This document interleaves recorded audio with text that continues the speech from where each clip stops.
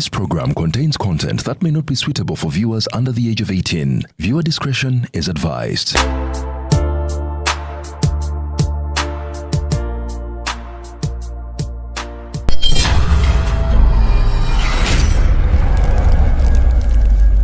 Okufumba kutuwa essanyu akaseera akasinga okunyumira buli mufumbi keeko okulonda ebirungo ffe wano ku Fresh Spices tukuleetedde ebirungo byonna bye weetaaga okuwoomesa emmere okuva ku tea masala, pilau masala, chicken, beef masala, mixed spices, cumin, cinnamon, cloves, garlic omuse, paprika, akashenda hot pepper n'ebirungo ebirala bingi. Tusange mu maduuka ne supermarket mu ggwanga lyonna. Tukyalire ku dduuka lyaffe mu Kikuubo ku Discover Plaza ekisenge B0 oba kuba essimu noti 779 noti nyemunya oba noti 75 noti 74 noti 292. Tusuubuza n'okutunda ku retail. Fresh Spices, meals got tastier.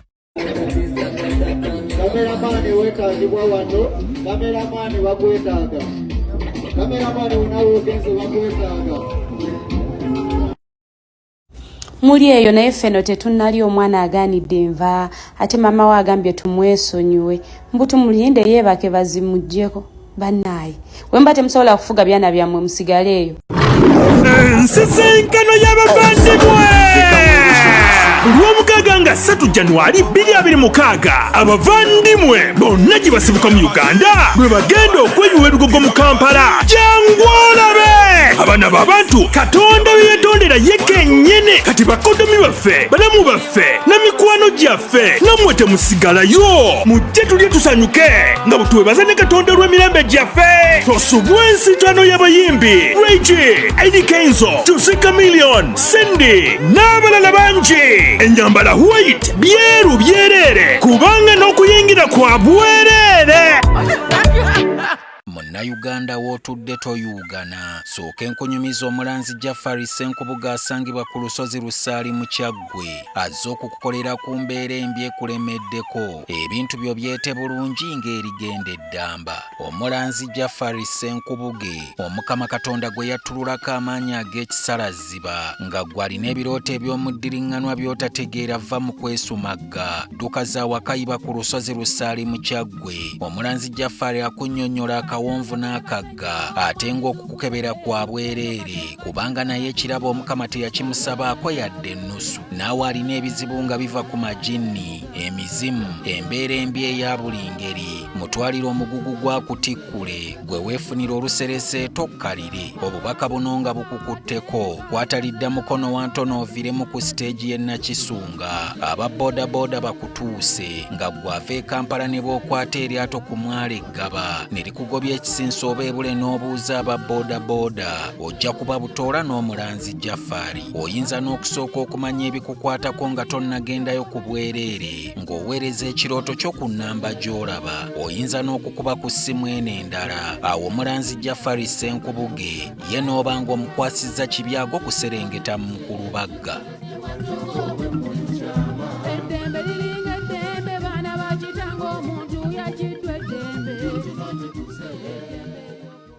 Ale luzungu kade kazuku tujikole sawa namba luzungu.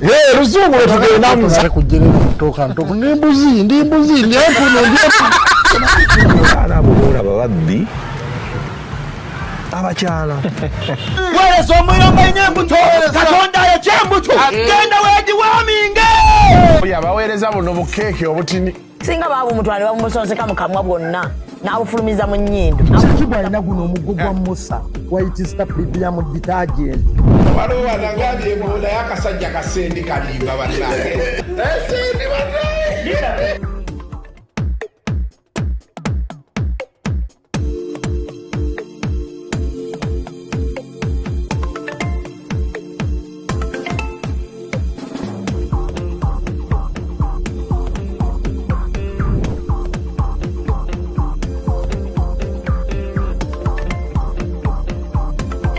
Welcome to yet another edition of Kasuku Live. Good day, watch to Jimiriza Bat. On the camera today is Badru, not Mutiaba. I feel like my neck is very up. Watch it. Chichechu chakola. Watch achikola bwatyo. Awatereza gaje. Watch yaso se chikola bwatyo. Kati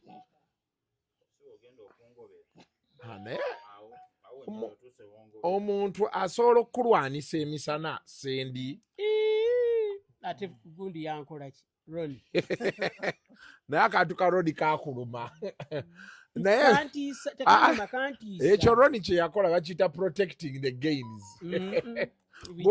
gwe wali olumbye gwe oyagala ssebo ojja olinyirire okyali waffe tukuleke okunumba ogende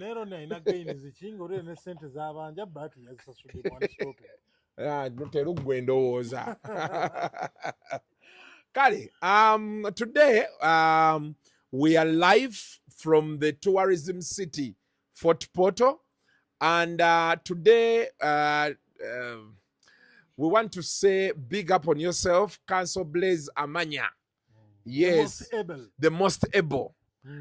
We have Twina Msajja waffe Kaboyo, Patrick Kaboyo, ali South Africa. A lot of words, less action. Kaboyo yalemwa. Kati Kaboyo yatusuubiza, I want you to come to Fort, all expenses paid 3 years ago. Yagamba Kaboyo nti bwe mujje Fort Portal ebintu byonna nja kubimala. Everything you need nja kubakolera. Ne guno gwaka. But Blaze we just had a chat. Blaze said no, please come. In fact, he wanted us here on Christmas Day, but we said now, Mr. Blaze, what happens to our families?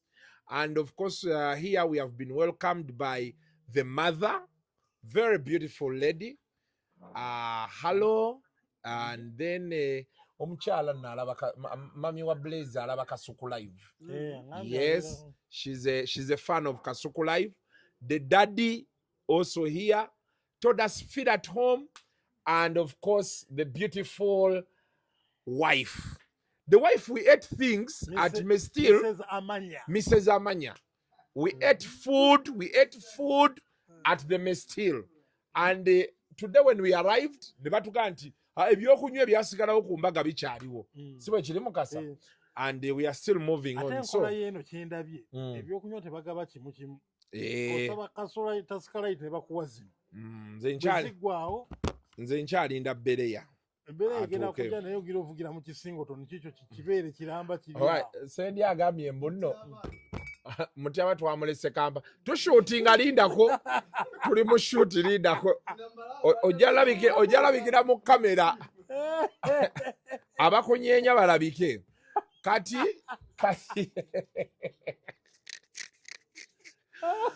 Ababereya, this is a message from the team. Send the message egiyiseewo. Ababereya njagala bagonde muko kubanga bandoza bandirese ku nkalu. Nze sanga muntu mukumu nga brand manager wa Bereya.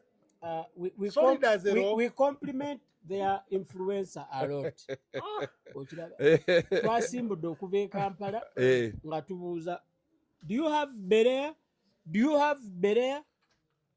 Only for the reason being one, promoting a brand yaabwe. I think team ya Talk and Talk Show. Omukyalo oli ate ayogera bulungi nnyo omukyalo. Joan is. Yeah. Receiving a coffee here. Yes. Ne munange siba kumu ku Bereya yekka. Ne ku nkalu. Kati goyagalayo nkalu goyagala Bereya. Batwe kimu ku bibiri. Gwe nga bakuwa byombi. Nze njagala nkalu. Nange bampise mu nkalu. Now nkalu. Tuongere okupushinga ate kale batuweyo product yemu. Kasuku bamulekere Bereya. Okiraba bakwate li jeddi ngeyo bagambe nti sendi jeddi taliwo tuida whisky owaffe yazze. Okay. Era esawa yonna ngenda kuba mukwanjulira. Kati bamumpo oyo. Naye kati olaba byonna byanyunyumye singa oyogeranga mu maaso go bino si byebiriwo. Ate kati tunafuna ngeri yonna eriwo. Balina okumanya nti gwe batwala obusobozi abulina. Okiraba wabula yasabira mu atanywa. Kale webukeeredde eno effort gye tuli omusajja akedde kumpeereza message. Nenzijukira akayimba ka Olutalo mubbi yajja na kaveera wachatika loole munyazi. Omwami aliyo kyanja neighbor wange angambye, good morning Mr. Kasuku, I have a matter. My girlfriend took all my house stuff plus 27 million in cash on Christmas. Home cameras captured her and the sister loading things on a truck, and they took off. We tracked them and found her in the apartment she had rented in Ichanja. We took to staff at Kasangati police, but she denied the money. So, ono be yagenda ku Sekukulu, mutyabe bifaananyi osobola bitulagaawo, ebimu ku bifaananyi awo, reference ndowooza gy'oba toteekayo, naye nayo byonna biteekeyo yabimpadde wano. Yaŋŋambye ayagala tukoleyo akantu later on. So, n'abawala ki ekibabbisa abasajja? Omusajja akutta akutadde ewuwe. Obba ebintu munaku ki bw'oba oliko omupi. Kyatatubuulidde mu byonna nti amaze naye ebbanga ki? Awo. Abojjedde ebbanga ki? Oyo njagala mugamba nti ekyo bakiyita good riddance. And awasasudde school fees. Asomye. It's just that asomeddemu international school. Kati balamu akafaananyi nga muwala wa Yusufu akubbye. Awo obeera wazibu. But oyo asanyuke nti amubbye $2.7 million n'ebintu. His brain is intact. Akyasobola okukola. His life is safe. Yes. Okiraba? Yes. It is very unfortunate nti bamubbye kati kyalina ekyo kimu ekyakuyiga. That it was a wrong button he pressed. Yes. So he should check himself. Naye abakazi mu guno omulembe bakyabba ebintu bye bityo. Kale kye yandikoze yandibbye $2.7 million. Ebintu n'abireka. But for him, she robbed him clean. Ekira ky'otaabuuziza. Kankubulire kino. Yamugjawa. Yamufuna atya. Yamugja abantu, it matters. Waliwo no walutaaya gwe yayimba. Namufuna ku sipiidi. Era yagenda ku sipiidi. Is a come, is a go. Awo namanaga bamasandura. Bambisandura. But Mukasa sebo. Mukasora ebyekise. Twaze mmotoka kayimba ekiyimba ekyo. Koli. Leero birthday yo. Seni. Birthday ya mu January. Surprise jengendo okuwa. Yoyo musajja. I don't believe in surprises. I don't like surprises. Tugenda kujja ku office yo ku macha. Ajje n'akadingidike. Leero birthday yo. Nada birthday. Mutiyaba tuloyeza omusajja oyo yakuba akadingidi. Omututeereyo wano naye Uganda erimu ebintu. Naye yakubamu. Siba n'oli birthday yo. Leero birthday. Anyway, now katono nnyo topic eyo ningirinako attachment. Topic oba topic? Topic. Si topic kasente. Oyo yadda wangambuzi. Jali namulabako ennaku ezo. Sozi brother we yani? Owa topic kasente. Really? Topic kasente mutowaliro pazo. Lunabe. Ini nga tamukanyugira ku mugwa. Ani? Liri pazo. Liri pazo yani ya mukanyugira. Ate naye mwennyini ali ku mugwa. Mukasa sebo. Va ku liri pazo. Musajja wange. Simani bandideyo. Lero bandideyo. Simani bandideyo. Lero bandideyo. Simani we bamuwebe. Nanza kwa kasimairo. Simani bandideyo. Lero bandideyo. Simani bandideyo. Lero bandideyo. Simani wangara. Bandideyo Simani. Yalesa abantu. Mwatu bangeri. Tugenda okuseka studi. Amatama galirike. Munyenya amabega studi. Obubina bukoke. Azizi yanze. Nekamondo yanze. Muyanza bayanze. Muyanza bayanze. Muyanza bayanze. Azizi yanze. Nekamondo yanze. Naye oyo gayi mugambe. Abantu bonna bali mu mbeera eyo. Abasajja namwe mutandika okukozesaako ku bwongo bwammwe. Mwetereeze. Ya. Omuntu gw'okwanye wangeri ki? Waawa. Relationship evaawa ekomawa. Bwe mutuuka ku level eyawaka. Kwagamba teekawo embeera ng'omuntu ekyo tasobola kikola. But in the unlikeliness of events, oli bw'atuuka awo osanyukanga. Because kitegeeza ti oyo ekyo kyabadde ayagala yali yajja kukima bintu kuba wali ate ababi akima ebintu n'omuntu okiraba weebase n'otazuuka n'atwala ebintu n'obulamu bwo n'abutwalira. Okay. Now here in Fort ekisembayo he should avoid this. It is called good money should not chase bad money. Kati aleko omukazi agende n'ebintu anti kakati batuta 27 agenda kutandika okuleeta sente okutwala ku poliisi amugambe neetaaga amafuta okugenda okuinvestigating neetaaga airtime okubaako gwenkubira essimu kakati ayingire 28 ayingire 29 dakika budakika ng'azingidde 10%. nze kyenani amagezi ge nani muwadde ate bayinza okunteeka ku charge sheet ng'akikoze nti oyagala omukazi amukwata amukube ekisingawo ne mukulu ennaku zino nga poliisi ogitya nnyo nali wali nga nkulaba kubigenda mu maaso toyinza butagi naye alaba balabi pikipiki bali bazze kulya mmere n'agamba tukome wano nze the killer was otyaba birira kamera okwata abasajja abo mpolampola bategeera abatututte bwe bantwala abantu bamanye leero birthday yo obulamu bwesi omusajja w'omusaagira wano ng'atudde anywa kabbiya oluusi olina omumulekamu ayinza okugamba lumu abasirikale bajjira ku ppiki twali tugenda kudduka kale. But of course, before we go any further, njagala kuwa kubo clips of me myself tubadde eri wansi ku waterfalls nenzijukira akayimba don't go chasing waterfalls, listen to the rivers and the lakes that you're used to. Okamanyako? Yes. So Mutiaba, just give us some of those videos, then we come back. Fort Poto mabere ganyina mwiru. This is an exact natural walk.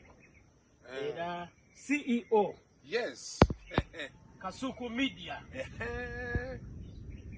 The man himself, Koko Wazabanga, K. Suku, conqueror of accountability, the big boss.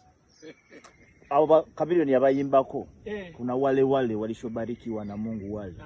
Mungu beyasasira. Mungu beyasasira. Mungu alimbarikia. Mungu aliwapendwa zaidi yule. Mungu beyasoko kwa. Omugongo gukiriza wali. Wano. Nalwachi sitawo. Okay. Odoza sola yitawo. Sedi omuntu sendi kwadiringa naye. Tamutegira. Tama inti ndi physically fit. Baga physically fit ila bachi baby face. Hey. Zaman. Yeah.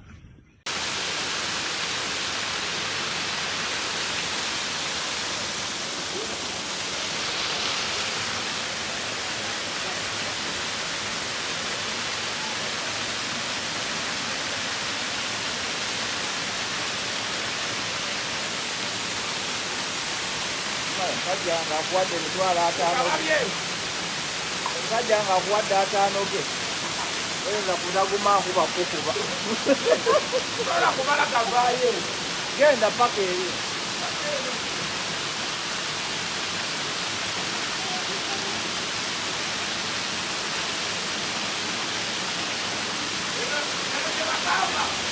Wakanda forever.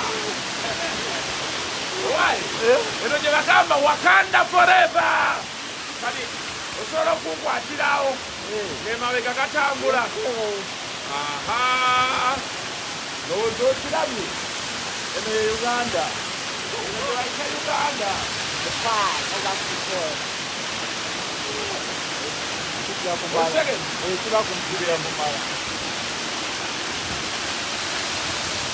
All right, so that is us. Jenkins didn't go down there. He says he came here 25 years ago. But we thought he has mobility 21. issues. There was a belief that you had mobility issues. But that's a belief, of course, we can't rely on a lot. It is okay. Yes. So it's nice when you come this side. Amabele ganyina mwiru chenali ndowooza chenjo laba si chenalabye. I think maybe gagenda gakala tegacha drippinga. Then, but I think for me the best part twambuse waggulu eri ku lusozi ogenda okulaba ennyanja those crater lakes tulabyeko wano esooka ziri endala akasozi akasozi ne katuyinga abasajja ne bagamba nti njagala kubuuza kino sikyogera in a tribalistic way naye nkyogera with a developmental mind abatooro mulina lake Kigere a very good lake naye nga yonna yeetooloddwa miti nagundi na bitooki tewaliiwo yadde siringi 10 kivaawo tujja buzine tulaba nga mukaaba obwavu ate bitooke tebabitunda wagamba awe bitooke we biri do you know what you can put there the sort of money naffe tulina kayanja ka kabaka kaliko bikalu naye bali mu kadevelopinga lindako njogedde n'abatooro omanyi hoteli ezeetoolodde akayanja ka kabaka nakati bali mu kadevelopinga omanyi gyevayini sente zeekola gyevayini hoteli omanyi sente zeekola naye omanyi room ya akayanja ka kabaka mwami Mukasa speak from experience omanyi room etunudde mu kayanja ka kabaka ya sente meka ku gyevayini hotel so a person who doesn't speak from experience speaks from what ignorance nze sigenda nnyo mu loodi kati asiroodi hotel njagala kuleka waka tokikola omuliro guzikiza ojja kujja njagala kuleka kalowoozo wano abatooro abali eyo mu developing area eriraanye lake Kigere bakabuyo weebali babaddeko South Africa egyo emiti egiriwo waliwo ziplining wasobola okubeerawo keboka wasobola okubeerawo accommodation ne bwogamba tozimbye n'osaawa busaayi muddo n'ofensinga osobola okuteekawo camping site ng'omuntu yeebase wano nga wali mazzi gaalaba osobola okuteekawo leisure park osobola okuteekawo track ng'abantu bavugirawo quad bikes nga beetooloola mazzi ekyo kati sikyagalamu tugenda kulonda bukulembeze njagala indigenous batooro gundi minister Muhanga waliwo minisita omulala wa tourism naye mutooro naye weeno state minister wa tourism minister wa tourism atuula mu ofiisi awo maye musanga kuya yaawo naye alina emboozi kimu bibiri come to my office namuga sijja kujjayo kati bw'omusanga mugambe nti bakulizinge ika ezeetoolodde mugarula bw'omusanga tomugamba mugambe lease me lake Kigere ngenda jeko ogenda jiko oba bano balwanyisa Kasukulaivu otekeyo nze kitegedde sendi mwafuula abanjagala naye munwanisa kati Kasukulaivu sente ezigenda okulizingawo zigenda vaawa mu kifo ky'okugula tuareg ya million 10 njagala osaabemu omuddo nedda ate kiki atolagawa bino ebigabo bye mwogera bye bimpalanyisiza abantu kabakuwalane for a reason uliriza kabakuwalane for a reason moreover abantu bayogerako mbu bakuwalane oli ali mu muzira Canada gumukuba okiraba naye ayogera omuwulirize riyale nedda asikaye nedda 2026 gagenda kuba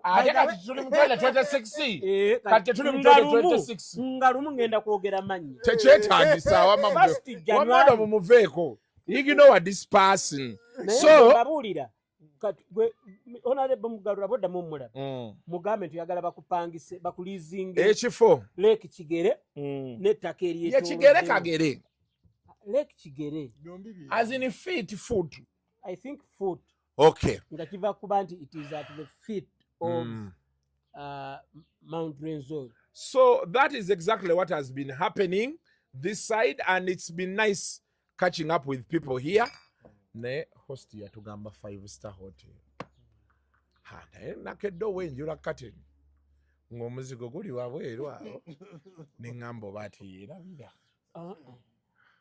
njagala ogendeko lumu kwa Acacia Mall waggulu otunule mu madirisa olabe ghetto yawo mu kifumbira bwefaanana. That happens. Waliwo oli service gy'olina okufaako. But the hospitality is good. Okay. Mukyaba mpereza ano ka video case yagenzeeko ku church ya Pastor Bugembe bamusabire addayo essaawa yonna. Mpozi yajja kukola ki? Yajja ku vacation. Yajja wummulamu and mutyaba tuteereyo video eyo ne ka tune ako naliko naye mu government.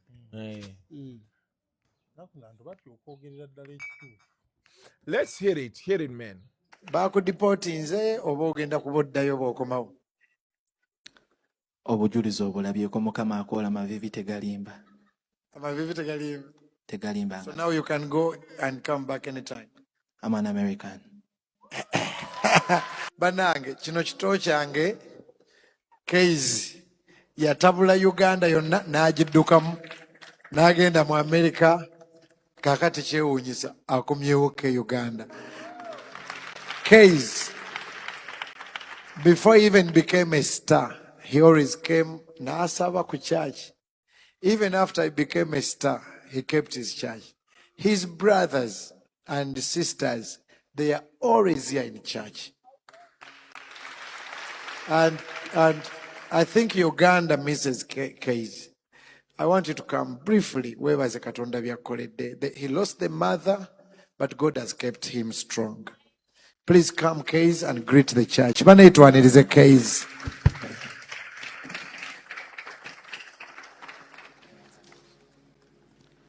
Praise the God. My name is Kawalia Isaac Case. Ndi musanyufu nnyo okubeera wano.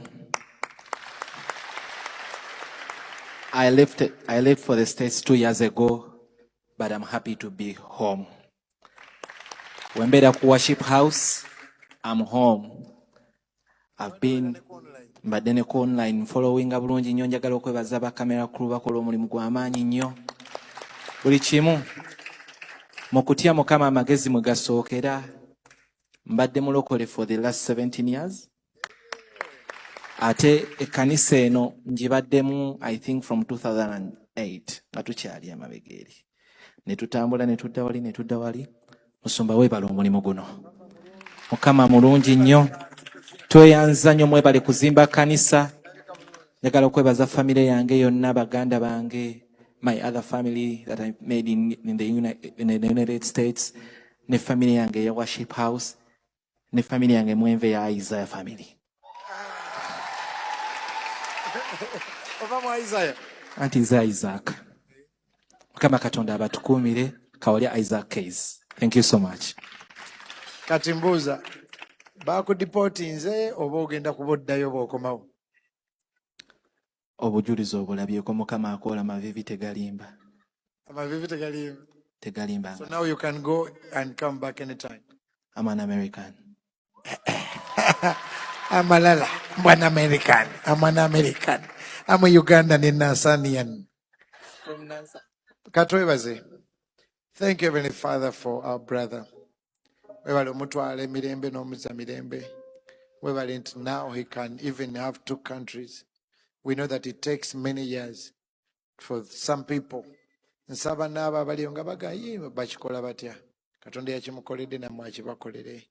Abaliyo ng'empapula zammwe tezinatereera zitereere. Katonda akuwa omukisa ayongere okukuuma mu linnya lya Yesu Kristo Omunazaalesi. Amen. Now, away from that, why? Kanzide wano. My Sandy, you're not a serious person. Kati onwanisa. Yes. Nobody events ya meetinze obiwe. Bwe baali naye mu kkomera bwe bagenda mu baasi. Era kye nasinza okwagala mu byonna bye yayogedde, yagambye nti kati ebyentalo yabiwummudde, ayagala peace, ayagala mirembe. No, but that is a very nice gesture. Wabaawo ebintu byoyagala okwongerezaako naye n'ogamba nfaaki n'ensi n'ogamba kambireke. But anyway, kasite ekirungi yasazeewo nti kati let peace prevail and so we pray for you Norbert sigala awo abantu bagenda kwogera buli omu alina opiniyoni ye naye bw'olaba ng'osika omuguwa nga tegujja kireke Norbert emu ku byamunyiiza ssente nga bana omugaati ago mazima naye buli lwolaba nga omugaati ogusika tegujja guleke leero baakutadde mu kkomero lula bajja twala bulamu bwo abantu bakambwe ye kakkana era ekyo kintu kyewavuddeyo n'okola thank you very much asante sana yes mutuwe ssebo yes Norbert Events gemanya generational promoter leero olunaku lwa 6 naku z'omwezi 27 mbadde ndudde okubaako akagambo kembasuula abantu bange ebbanga libadde ddene mwenna abansabira mu kaseera k'ebizibu kembaddemu emabega kaawo mbeebaza mwenna abayimirira nange mbeebaza yes naye ku lwaki leero kyanjawulo nsisinkanya omukulu ono gwe naye wano abamumanyi ye mwami Jebbi Jebbi manyi bo tebaba ba bigambo bingi ebigambo ffe tusinga okuba nabyo omukulu ono olunaku lwe bankwata ku kooti emakindi naye lwe baamuleeta bambi ffenna ne tulinnya bbaasi omulundi ogwasookera ddala naye ng'ekyatulinnyisa bbaasi ekisinga obukulu ffe tetuli babbi naye bwe tubadde wano nga twegeyageya ne tugamba ffenna nga bwe tuli ababiri tewali kitulumanga kubanga okubeera mu bbaasi eyo n'ogigenderamu eruzira bagamba agabbi gaago bayitawo agabbi gaago mu bbaasi onayinamu obuzibuzibu butonotono mu bintu bya bizinesi ninga ye talina gwabbye ebyange mubimanyi seetaga bibannyonnyola so bwe tubadde wano nga tunyumyamu ankyaliddeko yes tuli kunywa kajuisi ffenna ate nayo kitebaite omaye ekizibu kisobola era obbagatta ate tujja kuva ku ekyo tweyongereyo mu maaso so mwebale nnyo mwebalire ddala ebigambo bikyali bitono ebigambo bikyali bitono ekirala nze abantu abalowooza mbadde ngenda kusigalayo nsigale nga mboogerako balina ne basindika mbu banyiize beera nsigale nga nnyomba nabo nze siri muyimbi nti olutalo ngenda dukolamu nnyimba ndulikoodinga ebyo byawedde ndi ku birala mirembe bavuka bannanga banalaba vidiyo eno okusingira ddala choose peace tugenda mu kalulu yenjiri yokka gye tulina okubunyisa tusalewo okubeera n'emirembe kuba akalulu kajja ka lunaku lumu naye Uganda egenda kusigala ng'egenda mu maaso mwebale nnyo mwebale ddala bakuumi then still over the weekend Fikfame Kabambi yafiirwa maama we she had cancer mukasa jangu eno story tugidiscussing effenna sembera wano tewabaddeyo naye nina ekintu kyenjagala okubuuza Jenkins Mukasa enywa y'obuugi wagirabye eyabadde mu lumbe bwabaddemu gundi bangambye obuugi obwo bwabaddemu entangawuzi basobola ogiteeka mu buugi flavored porridge bati wali okirabyeko entangawuzi bagiteeka mu buugi bateeka omudalasini mu buugi nze mbadde manyi mata na blue band ate noyinza okusanga mwaddemu ne lactose amata kyova olaba abakulu badde bakona n'ebikopo bati nalabye fangoni boss abasajja bagudde ekifuuyifuuyi ku buugi ekiyifuuyifuuyi munyi wa buugi yakubye n'ekikopo buno bukke wansalira bwabutwaliro nenda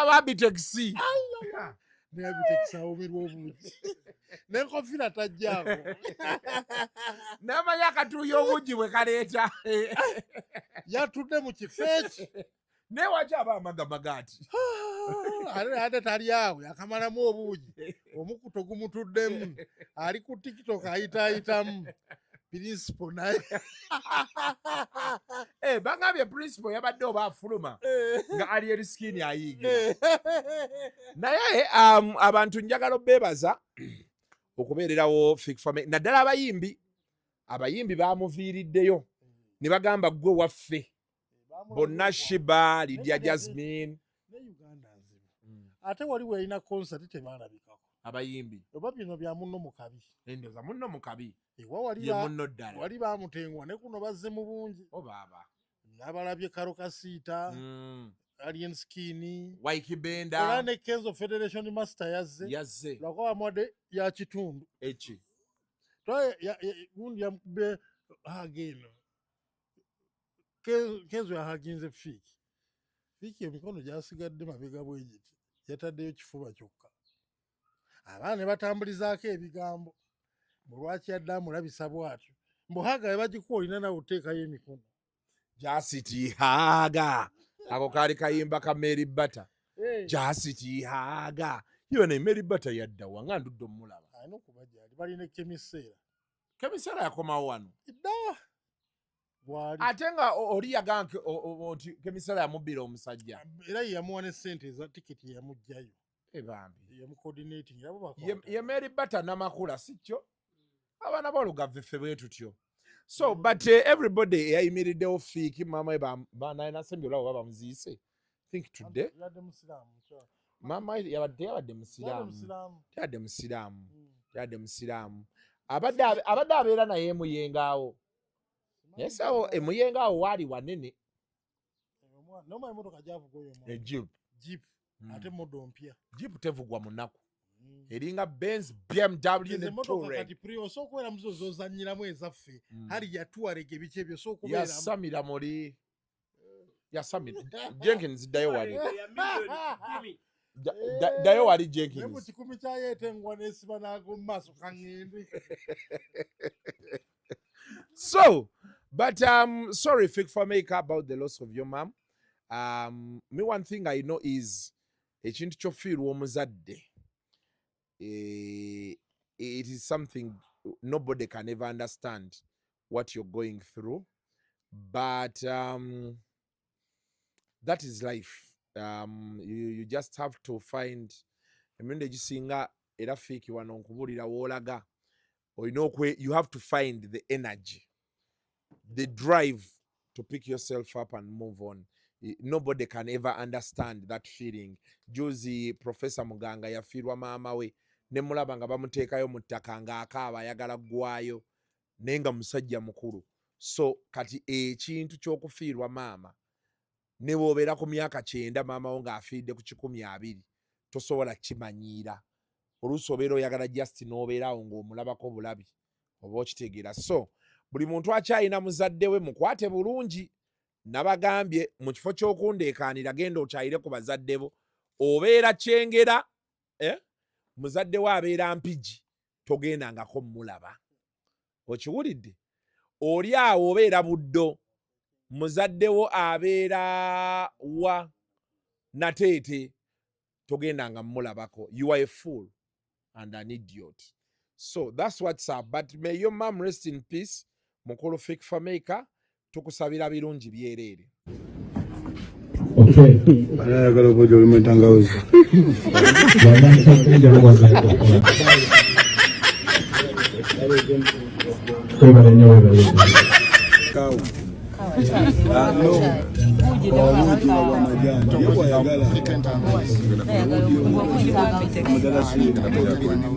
Mama beera serious kukyobuji tuli serious.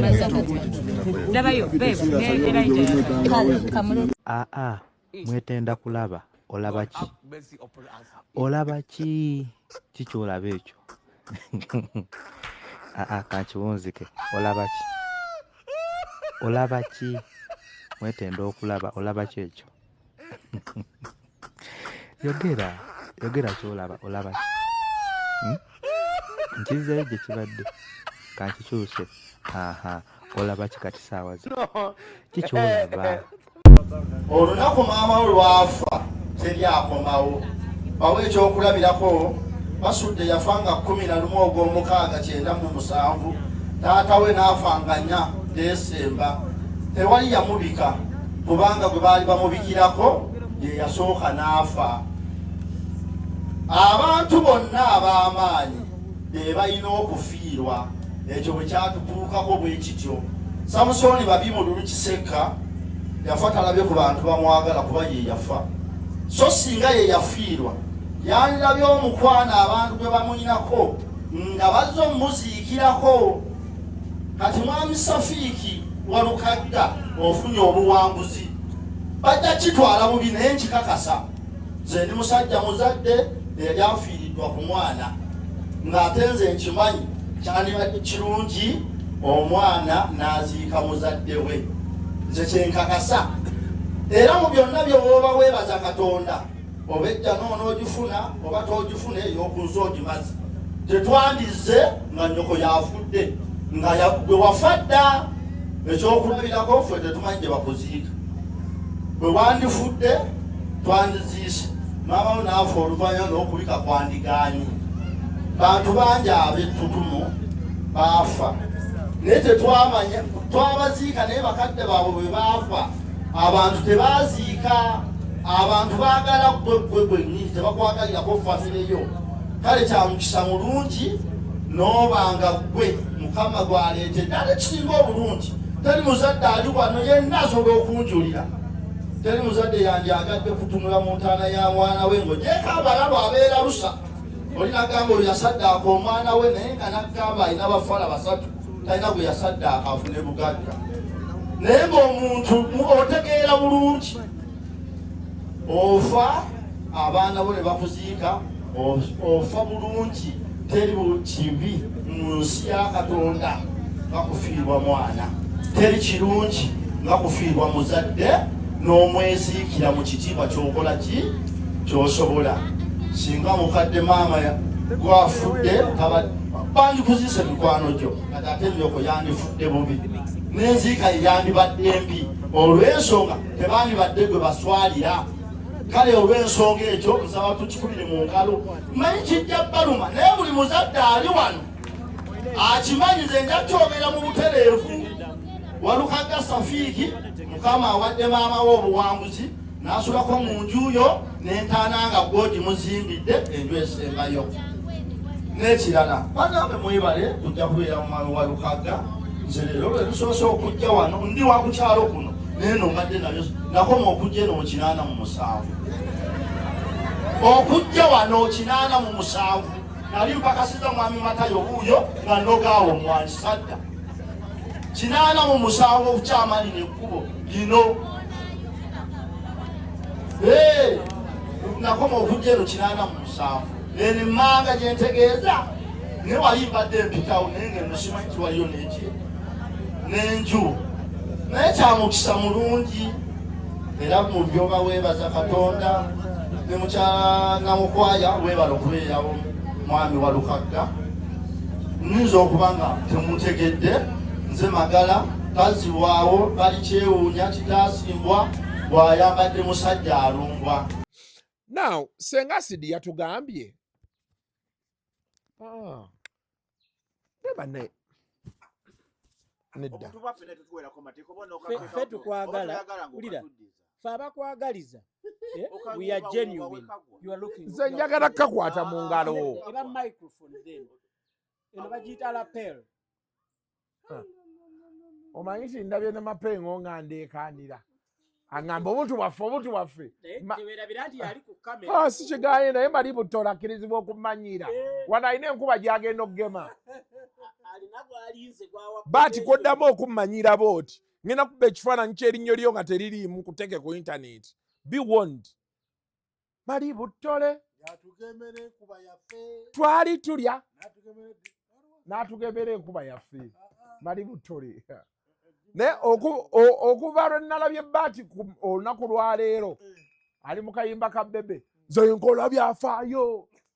Okamanya akayimba nze nkola byafaayo ye omukulu atutumirako big size Bebe call. By the speaking of big size Bebe call namulaba wiiki eri ng'ayogera ku bya Uganda Airlines ne bye yagamba Barrister Timo yeetonde n'ebisigadde. nze sigenda kudwelingira nnyo oba oli yeetonda oba teyeetonda oba Bebe kulu yayogera kyoba ki. Nze message yange ngenda giwa Uganda Airlines.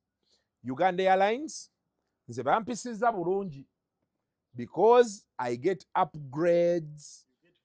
Nah, I've never gotten a free ticket. Yes, sifunanko ticket ya bwerere from any airline. Naye nsobola osasulira wali ku counter nensasula business. Oba I can get an upgrade. So I really don't have, anything so much with Uganda Airlines. However, I want to detail my experience. Wetwagenda ebungereza eyo show ya Frigo. Uganda Airlines batucommunicatingira ne batugamba flight tejasobola kukola ki kutekinga off.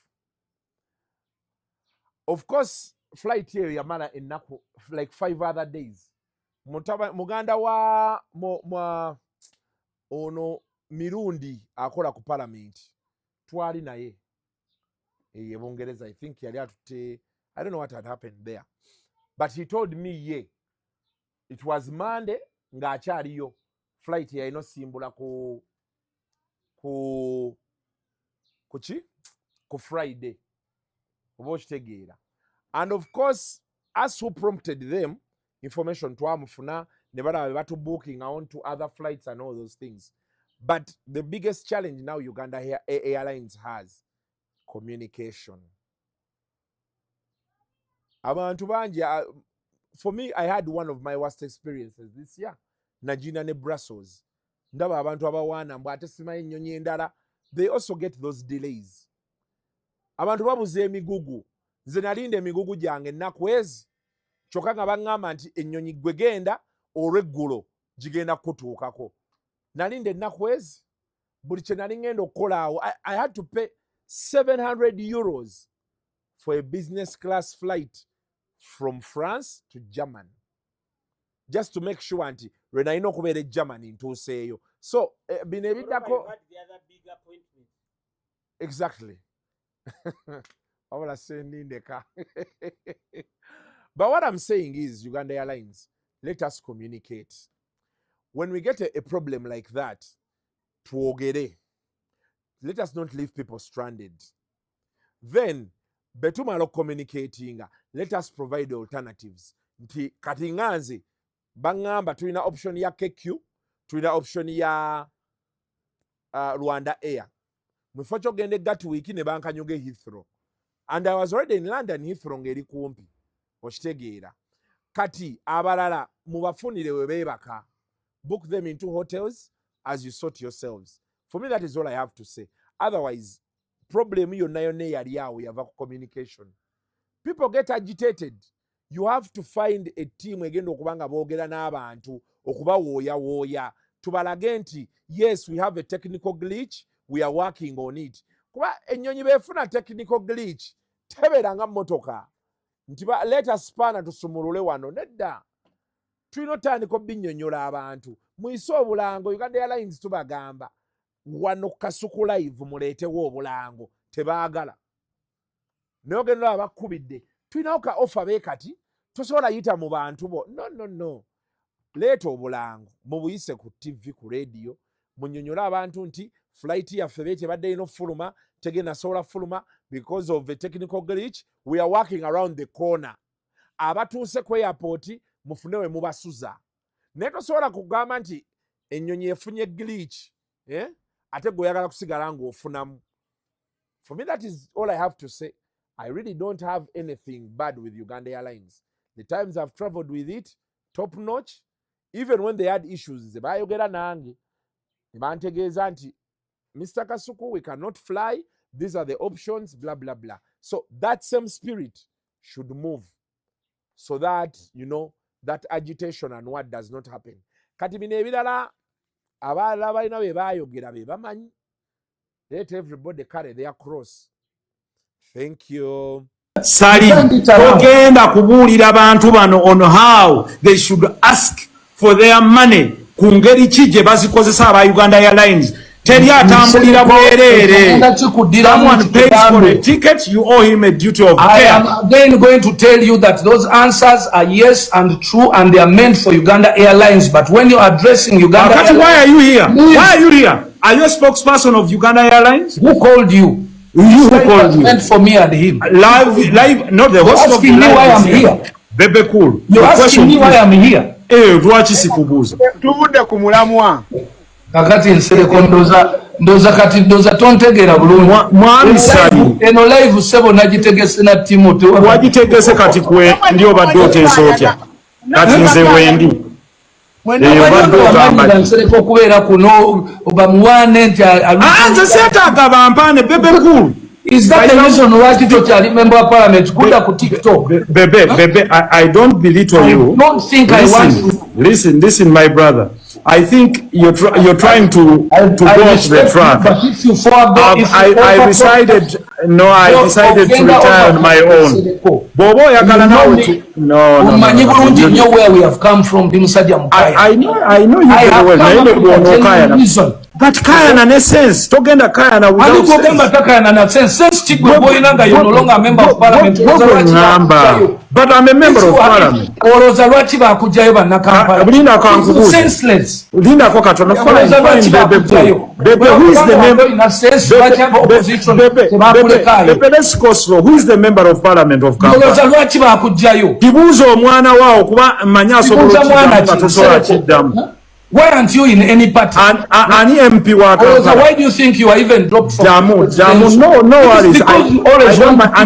This is where bakabawa abayimbi ne ba promoters billion 107 sisi bebinya lwaki wazigana. If I come back and ask you how much money as a member of parliament have you been getting all those as a member of parliament? Say no to that money. Bebe cool. Have you ever stood for? No, I don't need to. Bebe, you're trying to play a very critical card, and I can put you down on the line. No. Why? Kankubuze. Bebe cool. NRM ogiyimbira kubwerere. Do you sing for free? Lwaki osaba sente okuyimbira NRM? Simple as this. Lwaki togamba sisi opatrioti olaba ebirungi byekoze abayimbi bayimbire bwerere. Where it came from. Don't come onto a conversation. Do not go into that line. You're trying to scratch where you cannot. I'm telling you, this is not about winning. Ogamba toyagala obikolere bwerere. Lwaki tovaayo n'ogamba since NRM ekoledde ebirungi byerere. You'll sing for nothing. Even coming up to say that, yes, guys, let's protect the brand Uganda. There is nothing we are going to protect in Ekola Bicham. Have you had anyone? You can blame airline that protect It's not going to be a shouting match, but I'm going to tell you one thing, my brother. I want you to understand it. Until you understand Nsereko, until when you understand the gist of the my brother, the how. The basis of this conversation was very simple. Intellectual discussion. You're trying to run away from an intellectual discussion. You made it an intellectual discussion. How? Abantu abali kuno baagala okuwulira nti gwagamba nti babalista Timo n'abalala. They relayed information ng'eyinza okuba detrimental to the brand. Gwe bakubuuza how? Kubanga abakola video zino basuka abaana 40. Ono gwogamba mpuliriza mwami Sali alina budget ya branding. Ati okibuuziza ekibuuzo. You want to kati tunyonyo to 3 ways how the ordinary person would have reached out without spoiling the brand. Name your things. This is as simple as this. I am still going to come back and tell you there are better ways of how to do it. The ways anyway, but not one that destroys the brand. Now, anyway depends on where you're standing. Woyimiridde gwe ng'omuna Uganda. Nga to destroy nze kuwadde example ya Kenya Airways, KQ. Our neighbor Kenya is here. Our neighbor Kenya is here. Mwami Sali, you're giving examples, you're not giving the how. The how. Because the how depends on where you're standing. Now, Bebe Cool, an artist. Uliriza. Bebe Cool, mpaka omukazi eyafiiriddwa sente ze mu banka nga bagitutte yayogera atya the how. Nsereka nti olwogenze mu bino ebya bulijjo. You asked a question, allow me to answer. Ogenze mu modi ya mwe ya nupu si byagala ebyo. You give me the time. You asked a question, let me answer. Kale abantu bonna Depending on where joyimiridde. abantu bonna abali wansi bakubuuza ekibuuzo nga tetwogera how. Nsereko. Katutayipinge how. Saze wano ku live kwegula. Ekyo ngenda kikugamba. Bebe Kula, I stand by what I say. Because I know what it is. Bebe teri ali wano kwegula. Teri yegula ku bantu. Bebe Kulu, you must respect every panelist here. It is very simple. Everyone reacts based on where they are standing. How? How did Barrister Timo react? That Uganda reacted cynical. So what you reacted cynically. Gwengu omuntu. Songa ate wali osobola okujja n'okola the same reaction on a different in a different mode. So kati gwe wafunayo omuntu onakugamba nakugira kubanga you knew before gwe kenyini gwe kyogodde. Naye wafuna omuntu oyo yennyini eyali kusonga n'opasuka. The same thing I'm trying to tell you here. When you're communicating, even this conversation can sound better and constructive without okugenda mu ebyo nga abakayana. The reason is very simple. Nganya Nsereko okumisleading abantu nti Bebe is arguing that protecting nti tetwali Barrister Timo and the 20 others should not have blamed Uganda Airlines. No, you should. The issue was the how. So for you to pin me, don't sound misleading. No. Be respectful.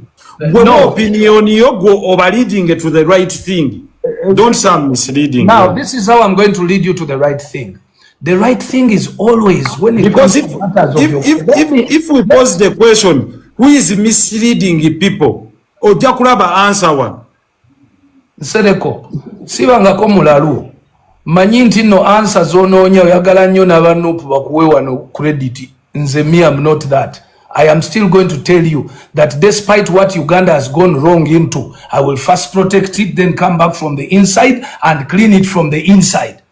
So I don't care. So when you say the how, I am going to go back and tell every Ugandan that no matter what we do, no matter what, Barrister Timo, I don't think I want to be on a platform with just anyone. Please. So, Soka, we now then you'll be able, because I don't want you to subject my brand to just anyone who can just come up. One honorable, we both have a lot to lose.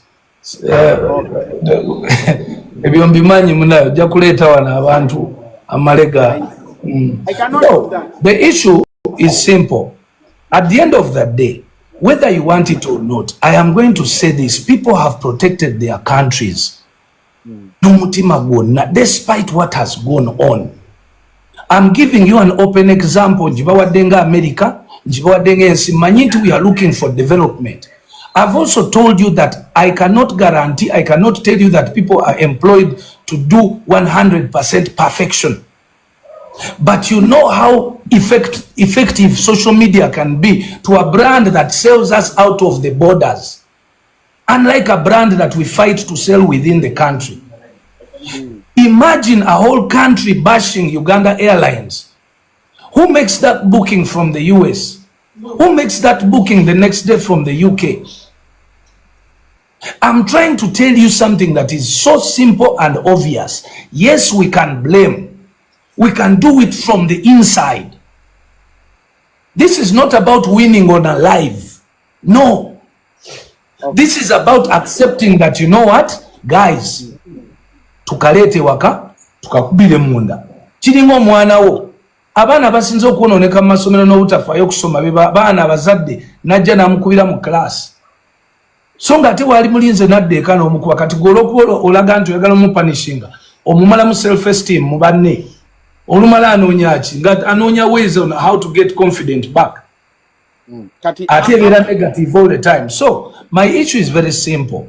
Barrister Timo, I pose a question. Kati Uncle Bebe gomani nga omani channels of power wezikola na administration. If these poor mismanagement zira zigenda mu maaso nga mugamba mujja kudiringa nazo internally nga kiremeddwa oku executing nga still zisigala zigenda mu maaso. Yeah. Then senga sidi yagambye muna mukasalira obuto. Nenda mukasabira embuto emirundi emeka. for the past 2 years ndowooza ye muntu gwe nsinza owulirako olugambo lw'okuba olubuto. I don't know, but Namukasa, I think the time has come for you to get pregnant. Kuba kirabika abantu bakikwagaliza. Ate kati muli mu winter. Mu winter wagenda ne wannyogoga weewati. Ng'okwegatta is the only option. Funa olubuto. Kive mu ddiiro. It seems the world is waiting for your baby.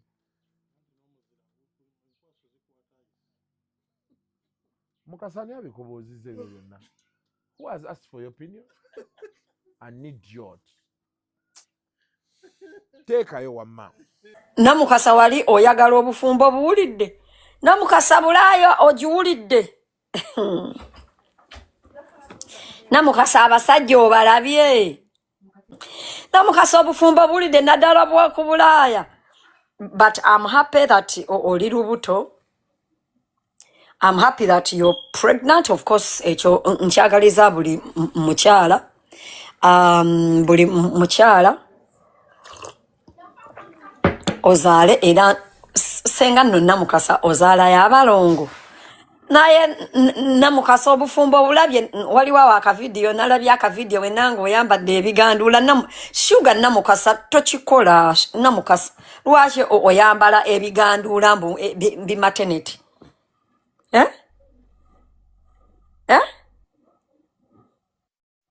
Namukasa lwaki oyambala maternity gwo omuwala omuto olubuto olwo lwakasooka mbu oyambala maternity tokikola Namukasa yambala obugoye obw'abawala abato ab'embuto akabuto konna okambaze kapinduuke kati tokola ebyo bintu bino bigundi bino ebiganduula by'abakazi ab'enzaalo nga 3 nga nze.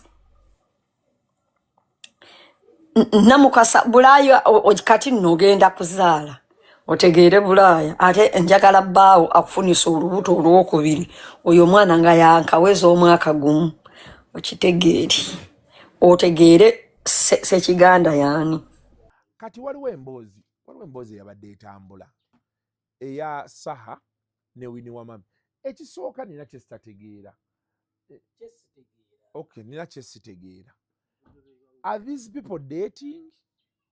Beeyagala ebya ddala sikitegeera bulungi. Do you have any information to that effect?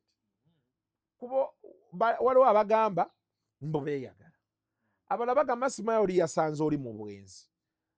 Walabye Prima bye yadde ayogera. Prima ina bye yateesezza ne Senga Acid naye n'akonfaminga nti waliwo gwe baakwatidde mu bwenzi. Kankubire ku Saha wano mubuuze kubanga simanyi oba anankwata. Mugambe tuli wano Kasuku live atunnyonnyolemu. Alo King gyebaleko wangi kiri okay. Alo nga mpulira oba oli ku birango.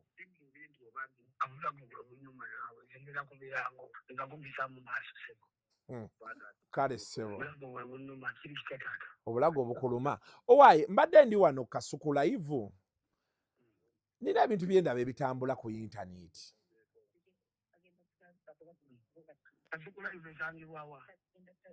Esangibwa wano Najjeera ssebo. Yes, offices zaffe we ziri wano, studio yaffe weeri. Waliwo ebintu ebigenda ku maaso ku intaneti ate biruddeko. Saha Winnie Wamami, Saha Winnie Wamami. Ne ngamba saagala nsabuke na bigambo nga wooli. Anti munnaye tebyali ku intaneti.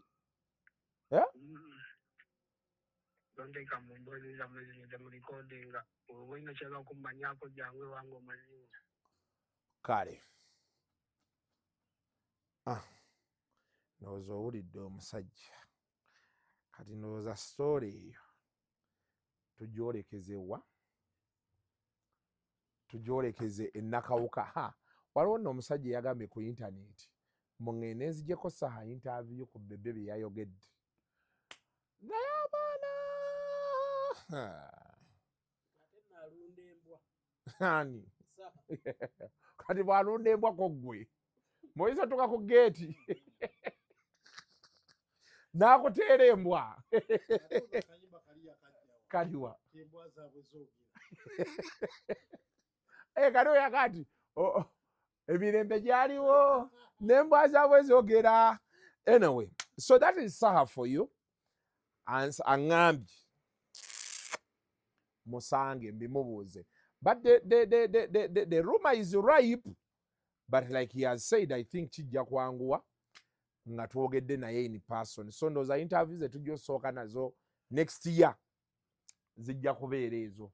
Kati mutyaba bino ebisigadde ebyayogeddwa abalala sooka opoozinga obbizannya tusooke tufune from the horse's mouth.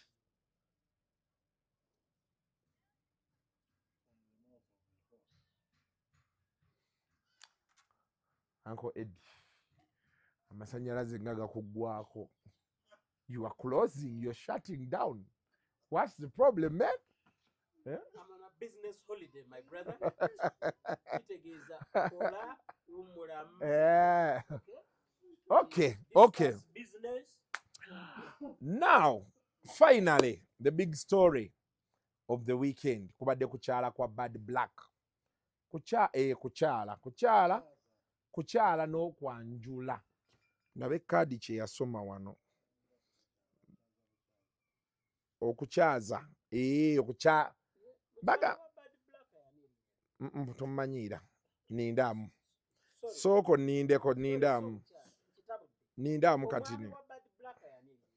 Jangu mukamero kibuuzi. Kukyala ceremony. It's kukyala ceremony. Omwami wa Badblack yanerinnya. Nedda. Giveeko. Saagala abantu beefuula ba kitalo. Naye olowooza singa mutyaba yali atufuga bw'atyo. Olowooza senga tumalako. N'ekirala. Mumbuuzeyo ekibuuzo. Senga mutyaba yali yeeyisanga ggwe. Otukutteko bukwasa eddakiika nga 3 bw'ogaba amateeka. See yourself as an accessory. Mali butole kiki? Mali butole kiki? Ndaga ku kaadi wa Mandabe. Njagala linnya lya mwami wa Badblack. Ino wano. Anti linnya li. Kukyala ceremony.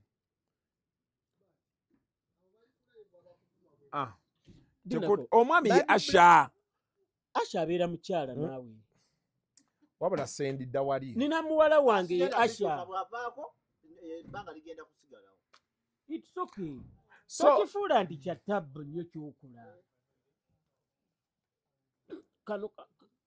Listen. Don't do it. Kireke. Tulina ebizibu ebitumala. Tujja tandikira awo omulundi omulala. 2026 njogera. Oyogera mannya. But congratulations, Badblack. It was a very colorful ceremony. Ndabye Lydia Jasmine, she's singing, and so many dignitaries. Abantu bazze ne bakuwagira. I was so. Love is a beautiful thing. Love is a beautiful thing. Abantu bannaye mugende mu love. Abantu mwegatte. Yes. Abantu beegatte. Kiri very important. Abantu baba n'essanyu. Nababa mu kwegatta ne beebaka. Ogenda omuntu otulo tuzze. Abadde talina tulo. Okitegedde. So abantu why my brother why omukulu echupa agireete wano yo tugibikkule. Teriyo.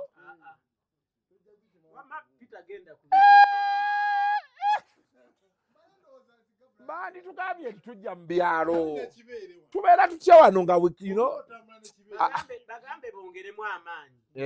Omulimu gwabwe. Badistributinge paka eno. Bere ya distribution ene 40. Bampeeyo ne brand emu nange baginkwase. Bampeeyo brand emu. Bagikukwase. Tugenda kuwaayo brand ya whisky. Ogikwate tulina whisky waffe omupya. Erinnya bayita Deacon whisky. Poterevu ng'ova ku budinkoni ng'oyingira obureverand. So Badblack, congratulations on that ceremony. Good luck in marriage and welcome her to the club. You're welcoming her to the club? Yes. The abajja mu bufumbo. Ate waliwo abatukola ekikyamu n'akyala n'akomaawo n'abasuubiza ebiddako n'abula.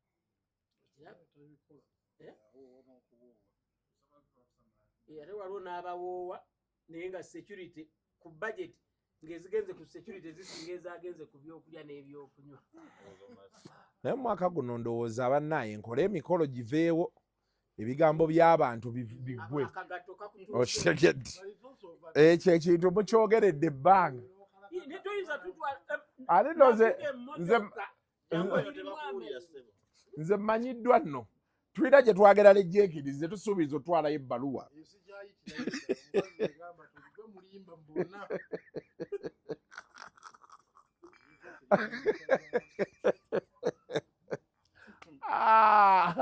Neyo olw'oluguudo naye bannaye neekoze ebintu mu ggwanga lino naye ndowooza abantu bankolimira naye ng'ekyokkola tewali. Bannaye mutaba tuwa omukolo gwa Badblack copyright tetukwata. Tulageko ky'oba osobodde then ebirala tujja kubeera nga tusobola okubyeyongeza. Babasebo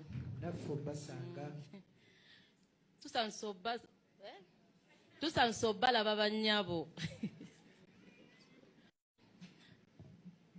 eladde basebo eladde banyabo mukulika amakubo basebo mukulika amakubo banyabo.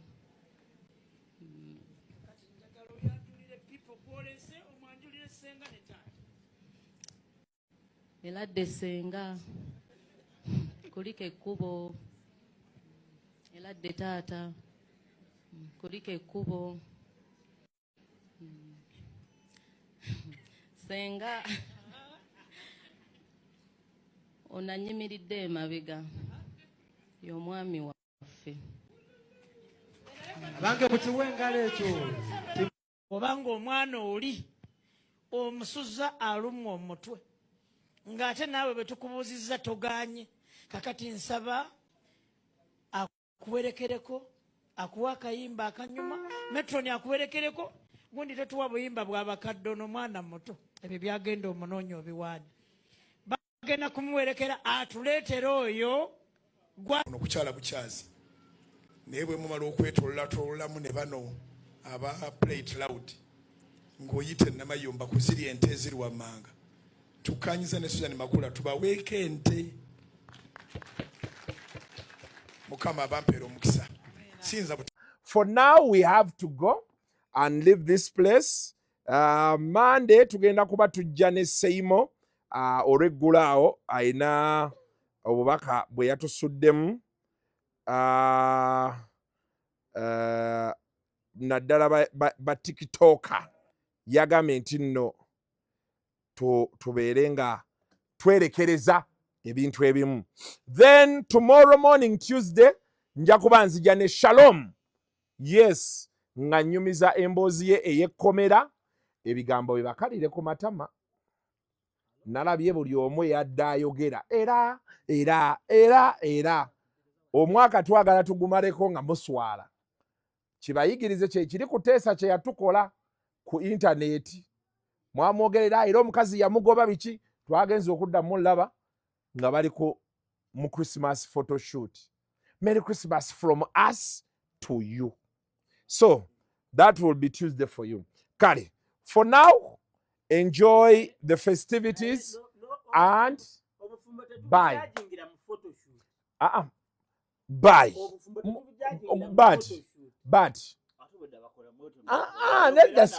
But kati maliriza ate owulidde ngambye bye bijjeeko bye si bannange bye.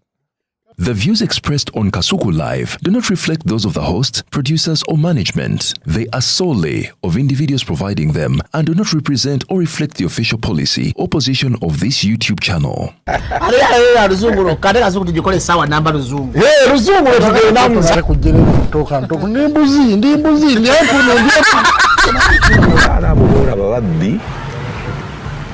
abakyala wereso omuyomba enyembuto katonda yekyembuto genda wegiwaminge yabaweereza buno bukeeke obutini singa baabumutwale bamusonseka mu kamwa bwonna n'abufulumiza mu nnyindo kibwa alina guno omuggo gwa musa waitisita premium detergent waliwo wanagambye ebola y'akasajja kasendi kalimba bannange esendi bannange